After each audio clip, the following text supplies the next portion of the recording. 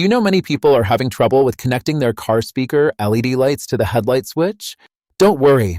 In this video, we'll show you how you do this. Let's start. Step 1. Locate wires. Locate the LED power wires on your Boss BE694 speakers. Identify the positive and negative wires. Step 2. Connect positive wire. Connect the positive LED wire to the positive wire from your vehicle's headlight switch. Step 3.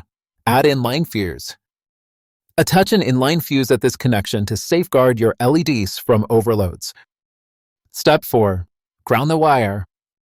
Connect the negative LED wire to a suitable ground point on your vehicle's chassis. Step 5. Install diode. Include a diode in the circuit to ensure power flows correctly from the switch to the LED lights. Now you should be able to successfully connect your speaker's LED lights to your car's headlight switch. Still need help? Visit our website for the complete manual. There you will also find questions and answers from other Boss users. Did you find this video helpful? By subscribing, you help us continue to answer users' questions. So, subscribe to our channel. Thanks for watching and see you in the next video.